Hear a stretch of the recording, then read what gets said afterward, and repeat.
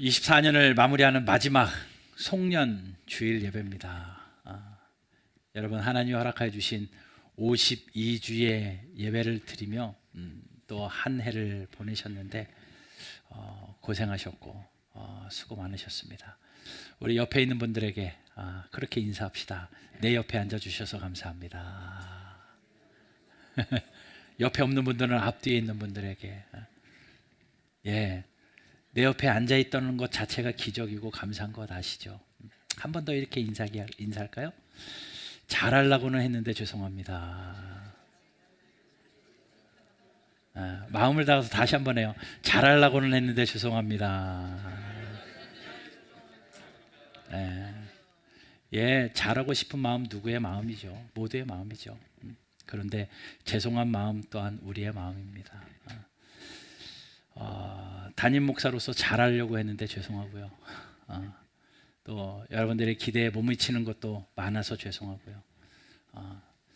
또 밝고 또 언제나 기쁨으로 맞이했어야 되는데 되게 차가운 남자라서 죄송하고요. 하여튼 잘하려고 했는데 저도 죄송합니다. 교회가 여기까지 온 데는요, 좀 하나님의 은혜도 중요하지만 보이지 않는 성도들의 수고와 섬김이 참 중요한 것 같습니다.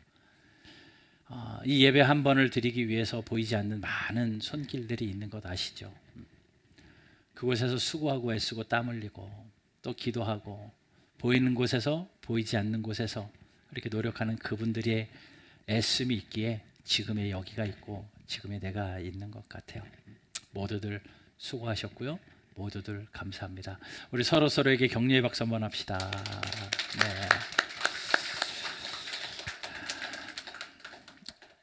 또 이렇게 마지막 주일이 됐어요. 매년 오는 마지막 주일이기는 하지만 연말이 되면 느끼는 것 한 가지는요, 진짜 빠르다는 거예요. 진짜 빠르다. 그때는 힘든 일이 있어서 왜 이렇게 시간이 안 가냐, 이 고통이 빨리 지나갔으면 좋겠다 라고 느끼는 순간들이 1년 중에 외안이 없었겠습니까? 다 있으셨겠지만 돌아보면 너무 빨리 왔어요.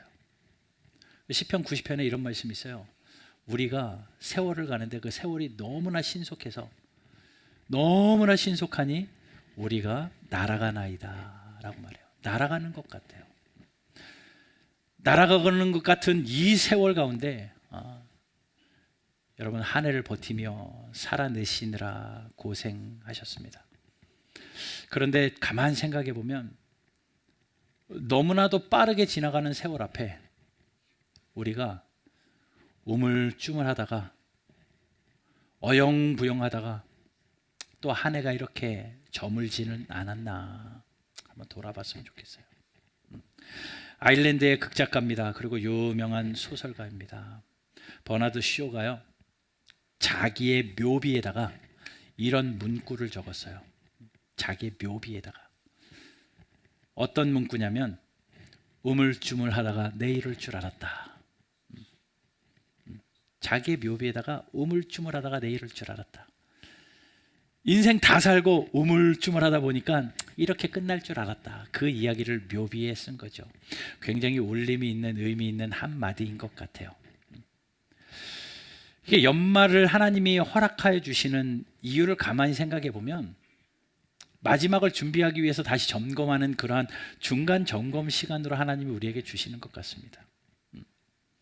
여러분 우물쭈물하다가 어영부영하다가 한 해가 지나갔다면 또 다시 한번 점검하여서 이런 우물쭈물 어영부영이 우리의 인생에는 있어서는 안 되잖아요.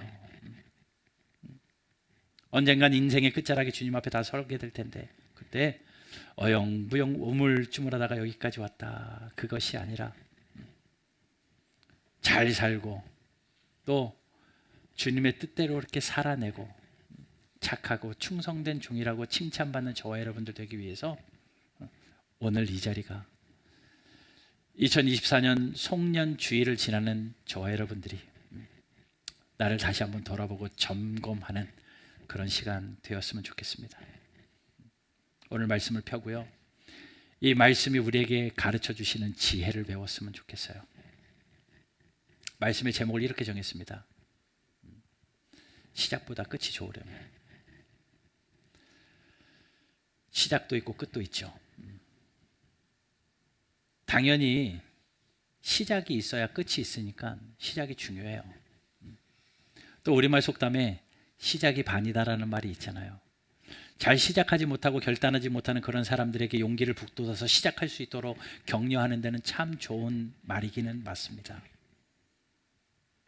그런데 시작이 아무리 화려하고 시작이 아무리 거창해도 중간이 흐지부지 되겨 마무리가 끝이 제대로 맺어지지 않는다면 그것만큼 안타까운 일은 없는 것 같습니다.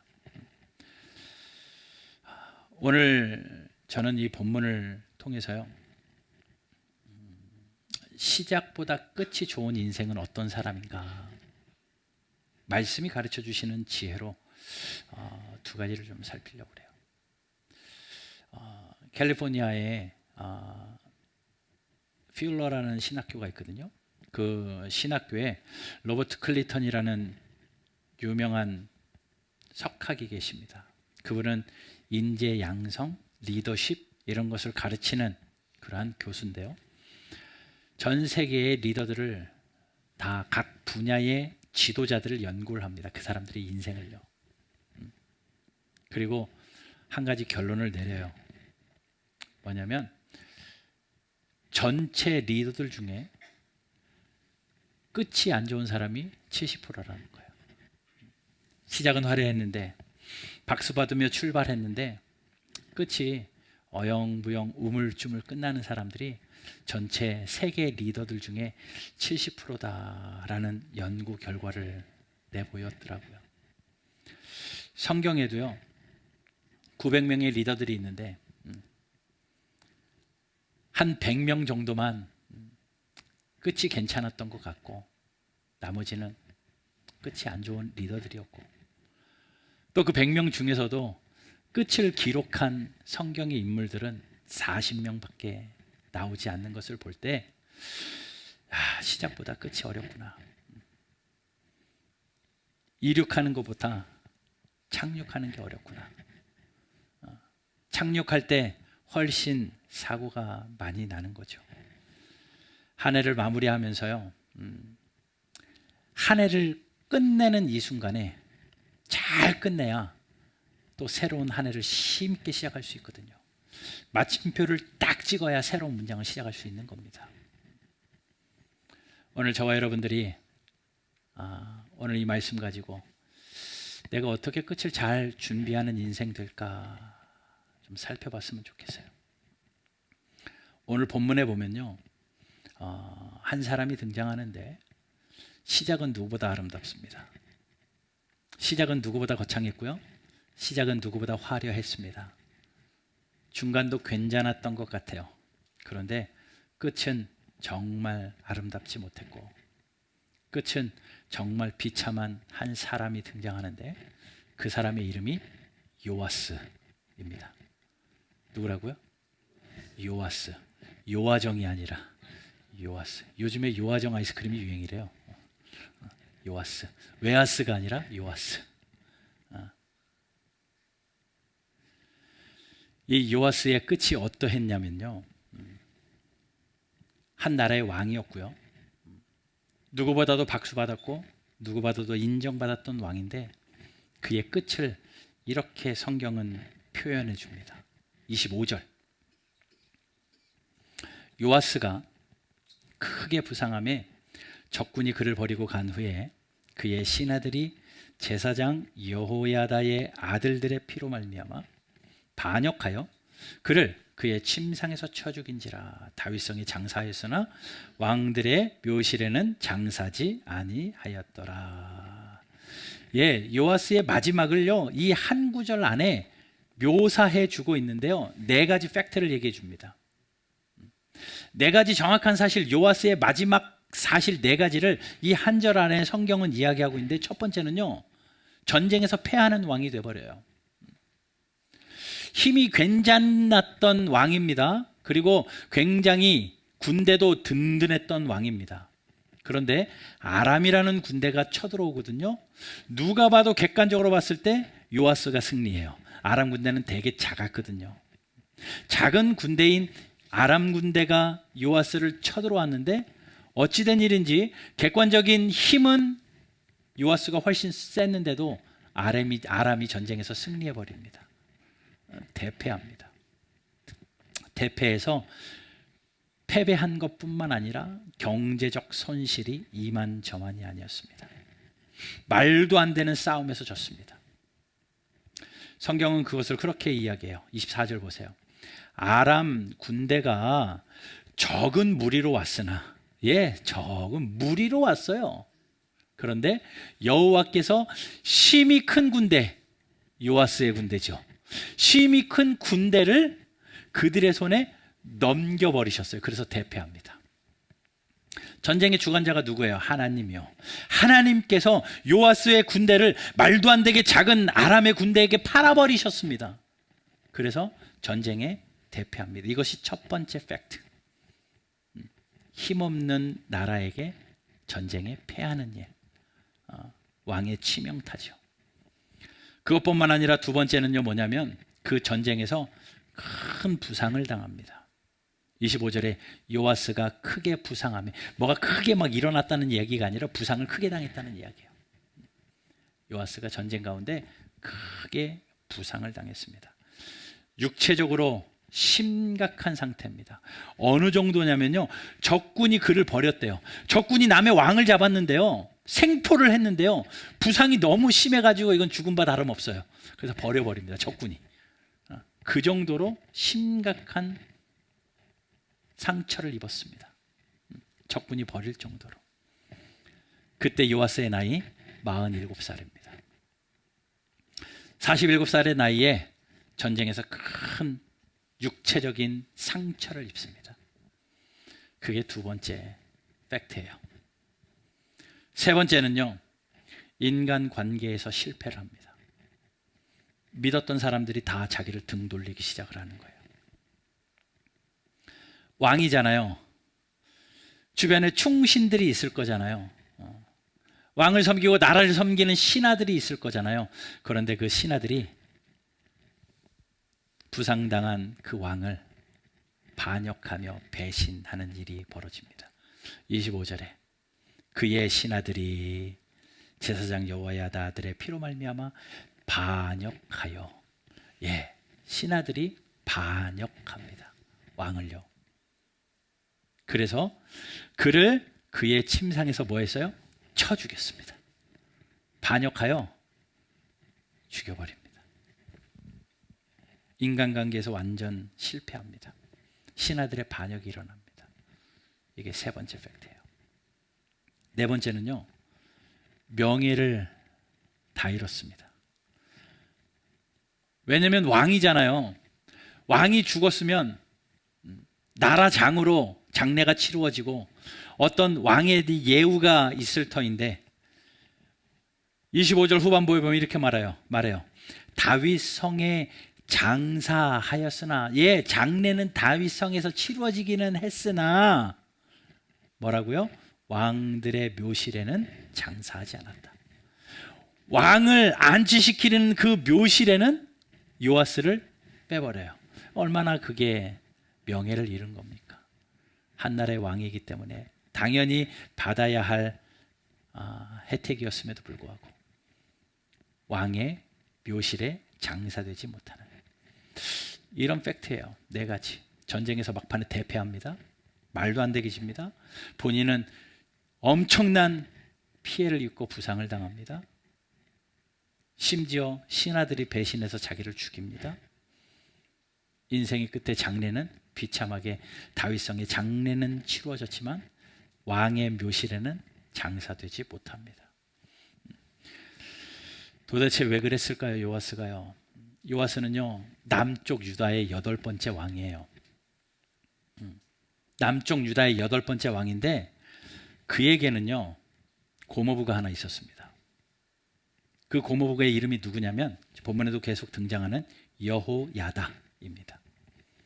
이 여호야다가 고모부 겸 제사장이었습니다. 그 고모부 겸 제사장의 보호를 힘입어서 7살의 나이에 남유다 8대 왕으로 등극합니다. 7살에 아까 얘네들 나이예요. 7살의 나이에 왕으로 등극합니다. 그리고 왕으로 등극해서 40년간 통치를 합니다. 왕이 되어서요, 그 고모부의 지도와 인도 아래 굉장히 선한 정치를 많이 치루어요. 제일 먼저 성전을 보수합니다. 그리고 예배를 회복합니다. 매일 제단을 쌓고 제사를 번제를 드리는 열심을 냅니다. 그래서 성경이 요아스를 평가하는 평가는요, 24장 2절, 오늘 앞부분에 24장 2절 이렇게 평가해요. 같이 한번 읽어봅시다. 시작.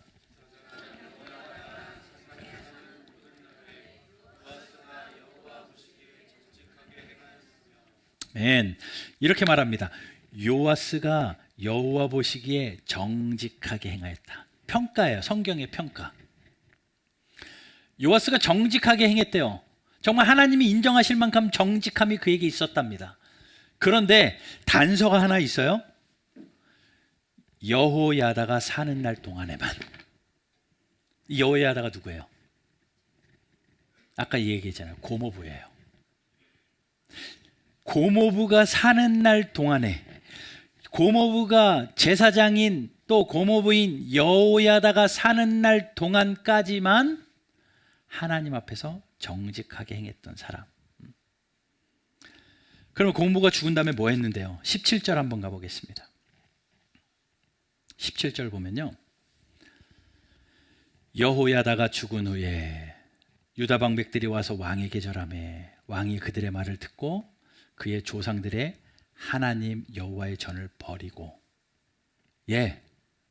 그동안은 여호야다의 말을 듣고 선하고 정직하게 나라를 다스렸던 그가 여호야다가 죽자 자기들에게 찾아와 가지고 서로 자기의 이권을 위하여 머리를 조아리는 유다 방백들 앞에 그들의 말을 듣기 시작을 합니다. 여호야다의 말을 듣던 그가 세상의 소리를 듣기 시작을 합니다. 그러면서 자기가 왕이 된 자기가 선택한 것을 마음대로 선택하기 시작하면서 무엇을 선택하냐면 여호와를 버려요. 하나님의 전을 등지기 시작을 합니다. 그리고 아세라 목상과 우상을 섬깁니다. 하나님이 가장 싫어하시는 우상을 섬기기 시작합니다. 그 죄가 하나님께 상달되죠. 그래서 18절에 그 죄로 말미암아 진노가 유다와 예루살렘에 임하니라. 진노매. 요아스가 끝이 이렇게 비참한 이유는요, 전쟁에 패하고 죽임을 당하고 묘실에도 안치하지 못하는 그러한 비참함을 맞이한 마지막을 경험한 그 요아스에게는요, 이것 때문이었습니다. 첫 번째, 두 가지 이유가 분명히 있는데 첫 번째 이유는요, 하나님을 떠났기 때문이에요. 정확한 사실입니다. 하나님을 떠났기 때문에.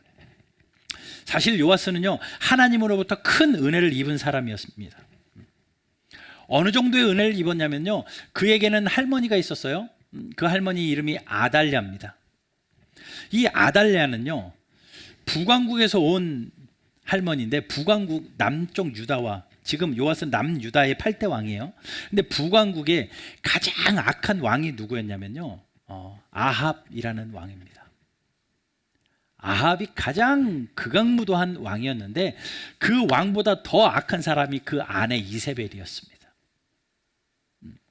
그러니 아합과 이세벨의 그 사이에서 태어난 딸이 하나 있는데 그 딸이 이달랴예요. 그러니 그 딸이 요아스의 할머니인 겁니다.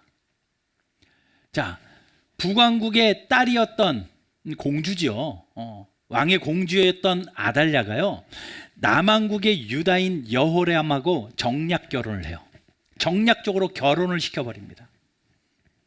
그래서 어느 날 갑자기 남왕국의 왕비가 되는 거죠. 여호람 5대 왕이었습니다. 그 여호람이 죽게 됩니다. 5대 왕인 여호람이 죽고 그 아들 6대 왕 아하시아가 죽습니다. 5대 6대가 죽고 7대 왕이 누가 되냐면 자기가 돼요. 이달랴가. 그래서 이달랴가 남왕국 유대 역사상 최초의 유일한 여왕입니다. 그러니 5대는 남편인데 죽고 6대는 아들이 죽고 그 다음에 자기가 딱 정권을 잡고 7대 왕이 돼요. 몇 년 통치하냐면요, 6년을 통치합니다.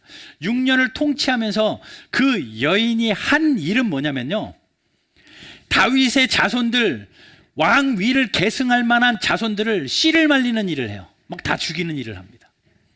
자기가 그 나라를 다 삼키려고 왕위가 계승될 만한 사람들, 그런 결국은요 자기 손주들 죽이는 거예요. 자기의 손주들을 다 6년 동안 죽이기 시작을 합니다. 그게 아달랴였어요.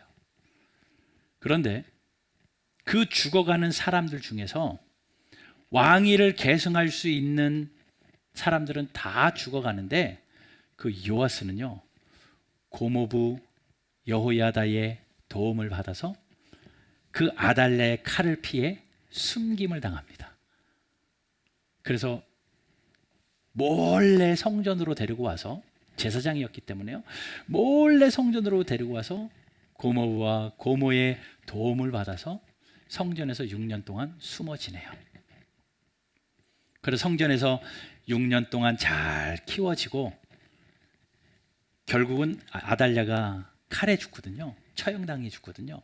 죽고 나서 8대 왕이 될 때 이 여호야다의 힘에 의해서 이 요아스가, 성전에 있던 요아스가 7살에 왕이 되는 거예요. 자, 그렇게 왕이 되었으니 요아스는요 자기가 한 게 뭐가 있어요? 정말 하나님의 은혜 아니면은 어떻게 거기까지 갈 수 있냐고요. 고모부의 도움으로 인해 가지고 6년 동안 보살핌을 받았죠. 성전에서 양육되어지고 교육받으면서 하나님의 사람으로 성장되었죠. 7살의 왕위를 얻는 것도 어떻게 자기 힘으로 할 수 있겠습니까? 하나님의 은혜죠. 그야말로 자신의 노력으로 된 것은 단 하나도 없는 상태입니다. 하나님의 은혜를 입은 사람이에요. 사도 바울이 그렇게 고백하잖아요. 나의 나 된 것은 하나님의 은혜다. 요아스가 딱 그랬습니다. 요아스가 왕이 된 것은 100% 하나님의 은혜였습니다. 그래서 요아스의 이름의 뜻이 하나님이 도우셨다라는 뜻이기도 해요. 그랬던 요아스가 고모부이자 제사장인 여호야다가 죽으니 하나님을 떠나기 시작해요. 하나님을 떠나기 시작을 합니다. 잘 될 때 하나님을 더 잘 섬겼으면 좋으련만, 자기가 정권을 잡고 어느 정도 위치가 되다 보니 하나님을 우습게 여기고 성전을 우습게 여기며 떠나기 시작을 합니다. 그 끝은 좋지 않았습니다. 그 끝은 우리가 아까처럼 비참했습니다. 여러분, 쌓는 것은 힘들어도요, 무너지는 것은 한순간이더라고요.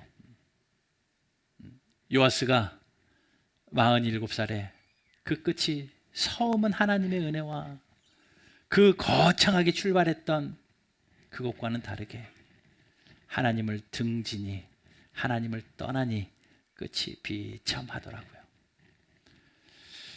신명기 말씀 보면 복의 근원은 하나님이시기에 하나님의 말씀을 준행하고 하나님의 뜻대로 자는 자들은 하나님이 복 주신다라는 말씀이 몇 번이나 반복됩니다. 6장 3절에 이렇게 말해요. 이스라엘아, 듣고 삼가 그것을 행하라. 그리하면 내가 복을 받고 내 조상들의 하나님 여호와께서 내게 허락하심과 같이 젖과 꿀이 흐르는 땅에서 내가 크게 번성하리라. 하나님이 복 주시겠다라고 약속하거든요. 하나님의 안에 살면요. 신명기 28장에는 우리가 하나님의 복이 기록되어 있는 참 읽기에도 감사한 장인데 3절에서 6절까지 이런 말씀이 있어요. 내 하나님의 말씀을 청종하면 이 모든 복이 내게 임할 것입니다. 성읍에서도 복을 받고 들에서도 복을 받을 것이며 내 몸의 자녀와 내 토지 소산과 내 짐승의 새끼와 소와 양의 새끼가 복을 받을 것이며 내 광주리와 떡반죽 그릇이 복을 받을 것이며 내가 들어와도 복을 받고 나가도 복을 받을 것이니라. 이 복을 약속해요. 뭐 하면요? 하나님 안에 있으면, 하나님의 말씀대로 살면 하나님이 이 복을 약속하셔요. 그런데 반대로 하나님을 등지면요, 읽고 싶지는 않지만 성경에는 저주도 기록되어 있습니다. 15절만 읽어볼게요. 내가 만일 내 하나님 여호와의 말씀을 순종하지 아니하며 내가 오늘 내게 명령하는 그의 모든 명령과 규례를 지켜 행하지 아니하면 이 모든 저주가 내게 임하며 내게 이를 것이니, 저주가 있대요. 그리고 그 다음 구절부터 이러면 저주받고 읽고 싶지도 않습니다. 한마디로 그거예요. 하나님 안에 살면, 하나님을 인정하고 하나님과 관계가 좋으면 복이 되겠지만 하나님을 등지면 끝은 비참하다. 요아스의 인생이 보여주는 교훈입니다. 이스라엘의 초대 왕이었던 사울이요, 하나님을 등지니 비참한 죽음을 맞이합니다. 하나님을 잊어버리니 비참한 죽음을 맞이해요.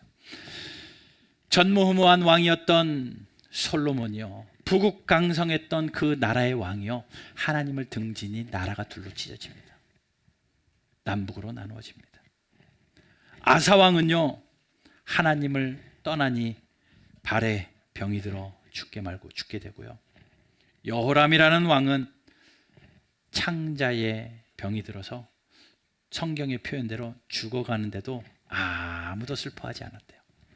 그 죽음을 슬퍼하는 사람 한 명 없이 죽어가는 인생이 되고 맙니다. 아시아 왕은요, 문병 갔다가 예후의 반란으로 죽임을 당하고요. 아까도 말했던 아달랴는요, 칼에 처형을 당하고요. 오늘 본문의 주인공인 요아스는요, 침상에서 신하들의 반란에 의해서 쳐죽임을 당합니다. 공통된 한 가지는요, 하나님을 떠난 인생이라는 거예요. 하나님을 떠나면 그렇게 됩니다. 자, 우리가 끝이 좋으려면 첫 번째 교훈, 하나님과 관계가 좋아야 된다. 하나님 안에 있어야 된다. 여러분, 한 해를 돌아보며 마무리하는 이 송년 주일에 하나님의 관계를 점검해 보십시오. 작년에 비해서 여러분들의 예배 생활은 어떠하셨습니까? 여러분들의 기도 생활은 어떠셨습니까? 말씀 생활은 어떠셨습니까? 하나님의 은혜 주셔서 하루하루 살고는 있지만 그저 저절로 된 것이라고 착각하며 살고 계시지는 않습니까? 그냥 습관적으로 때우는 그런 신앙생활은 아니십니까? 우리 잘 정돈하면서 하나님과의 관계를 다시 한번 정리하는, 그래야 시작보다 끝이 좋습니다. 여러분, 하나님 안에서 여러분들 신앙이 잘 점검되어지는 은혜가 있기를 주님의 이름으로 축복합니다. 그런 자에게 하나님 복을 주시겠대요. 또 한 가지는요, 그런 요아스가 끝이 비참한 이유 첫 번째는 하나님과의 관계가 좋지 않았기 때문이에요. 두 번째는요, 사람과의 관계가 좋지 않았기 때문에 그랬습니다. 이웃과의 관계가 그랬기 때문에 그래요. 25절 보면요, 요아스가 크게 부상함에 적군이 그를 버리고 간 후에 그의 신하들이 보살펴 줬으면 좋겠는데 반역했대요. 그리고 죽였대요. 근데 그 가운데 들어간 말이 뭐냐면요, 그의 신하들이 제사장 여호야다, 누구예요? 고모부요. 은인이잖아요. 자기 생명을 성전으로 인도해 주신 은인이잖아요. 그리고 7살이 왕이 되도록 그렇게 힘써 주신 은인이잖아요. 그런데 여호야다의 아들들의 피로 말미암아 반역을 합니다. 뭐 때문에 죽였어요? 신하들이 여호야다의 아들들을요, 이 요아스가 죽여요. 자기는 은혜를 받았는데 배은망덕한 거죠. 요아스는 정말 그 여호야다는 정말 선한 제사장이었습니다. 역대하 24장 우리 앞절 15절 16절 읽으면요, 이런 말씀이 있어요. 여호야다가 나이가 많고 늙어서 죽으니 죽을 때에 130세라.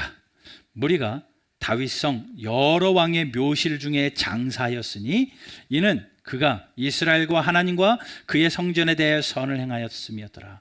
여호야다가 제사장임에도 불구하고요, 왕실에 장사되어지는 복을 받습니다. 그런 영예를 누려요. 요아스도 누리지 못한 건데요. 근데 그 이유가 하나님과 성전에 대해서 선을 행했던 사람이래요.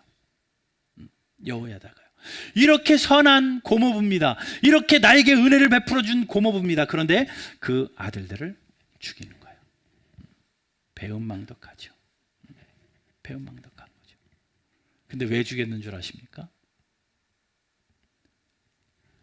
여호야다가 죽은 다음에 누구의 말을 들었어요? 유다 방백들의 말을 듣습니다.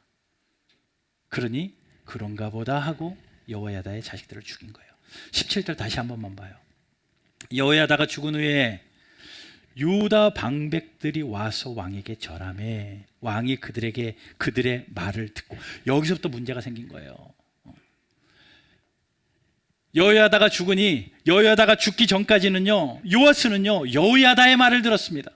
여호야다를 통하여 제사장인 고모부의 말씀을 통하여 들려주신 하나님의 말씀을 듣고요, 하나님의 말씀대로 하나하나 나라를 다스렸던 왕이에요. 정직했던 왕이에요. 그런데 그 여호야다가 떠나자마자 누가 찾아와요? 서로 줄 서는 거죠. 그 왕 앞에 절하면서 자기 한 자리 구하려는, 그냥 유익을 위하여 찾아든 파리떼와 같은 그 유다 방백들 앞에 그들의 말을 들으며 들어보니 그렇더라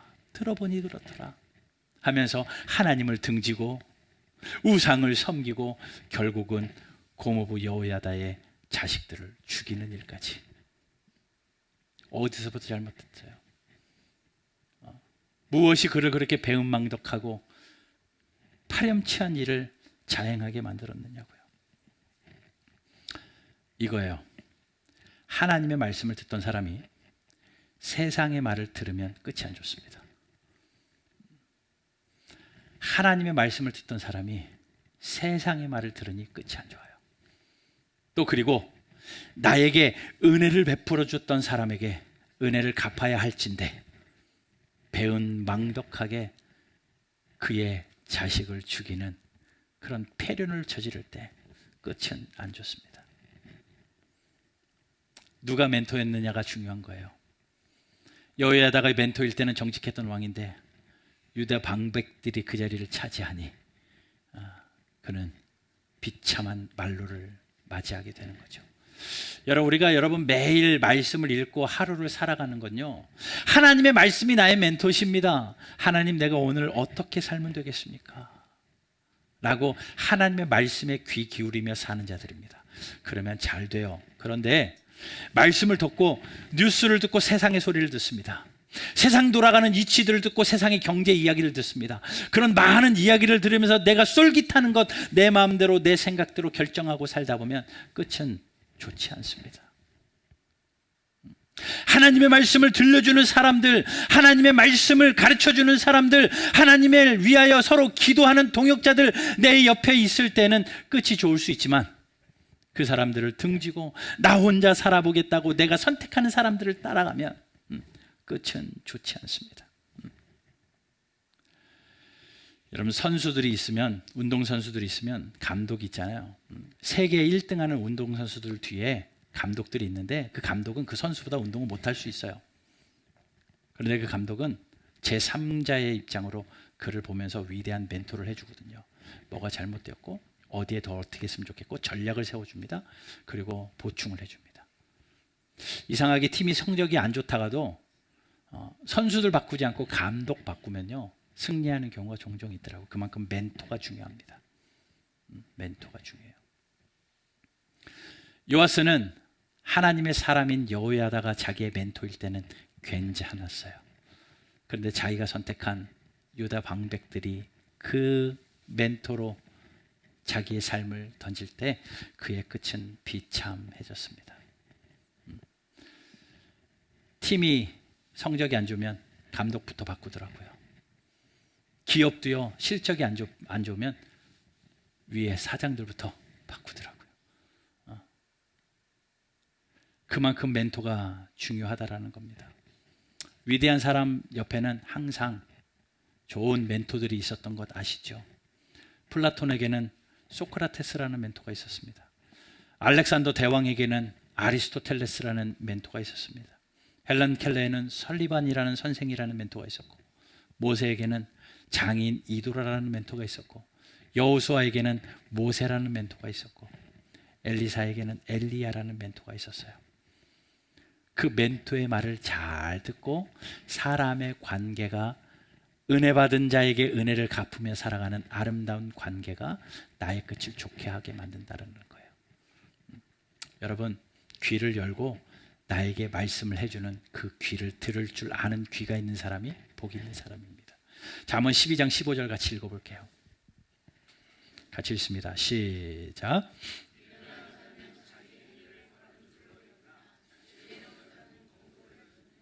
맨 미련한 자는 내가 맞는 줄 알아요. 그런데 지혜로운 사람은 듣는데요. 듣는데요. 여호야다가 듣기는 들었지만, 요아스가 듣기는 들었지만 세상의 말에 귀를 기울였을 때 그의 끝은 비참했어요. 자, 그러니 결론적으로 말씀드립니다. 요아스의 끝이, 시작은 화려했지만 끝이 좋았지 않았던 이유는 하나님과의 관계가 틀어졌기 때문이에요. 하나님을 떠났기 때문이에요. 두 번째 관계는 나에게 은혜 베풀어 준 사람에게 은혜 갚지 아니하고 배은망덕하게 행하고, 사람들과의 관계에서 멘토를 우습게 여기며 자기 마음대로 살았던 그 삶의 고집이 그의 끝을 비참하게 만들었어요. 두 가지죠. 하나님과의 관계, 이웃과의 관계. 뭐 생각나는 거 없으십니까? 예수님이 제자들에게 말씀합니다. 물어보는 거죠. 이 성경을 좀 요약해 주세요. 한마디면 뭡니까? 그때 예수님이 말씀하십니다. 한마디로 사랑이다. 첫 번째는 하나님 사랑이요, 두 번째는 이웃 사랑이다. 예수님이 가르쳐 주신 그게 진리거든요. 우리의 끝이 아름다운 것도 어쩜 그렇게 똑같습니까? 첫째는 하나님의 관계입니다. 둘째는 이웃과의 관계입니다. 적지고 사지 마시고 원수답게 살지 마시고 서로 사랑하라고 섬기라고 보내주신 옆에 있는 분들과 사랑의 교제를 나누며 아름답게 세워져가는 믿음의 공동체, 우리 바른교회 되기를 주 예수 그리스도의 이름으로 축원합니다. 그래야 끝이 좋아요. 이제 내일 모레 이틀만 살면 24년은 끝납니다. 오늘부터 3일 동안 좀 이거 점검하시죠. 하나님과의 관계는 내가 얼마나 잘 되었나. 또 하나는 내 이웃에 내가 은혜를 감사로 여길 사람들은 누구고, 또 내가 원수로 등졌던 사람들은 누군가. 하나님이 사랑하라고 주신 사람인데 미워하며 살 수는 없죠. 이렇게 서로 앉아있는 게 기적이라니까요. 하나님이 만나게 하시고 하나님이 앉게 하셨는데, 서로 사랑하라고, 싸우라고 보내주신 사람이 아니라 사랑하라고 보내주신 사람들인데, 이웃과의 관계가 형통해야 끝이 아름다울 수 있음을 알고 우리 마음을 넓게 열고 서로 사랑하는 복이 있는 우리 바른교회 모두 되시기를 주 예수 그리스도의 이름으로 축원합니다.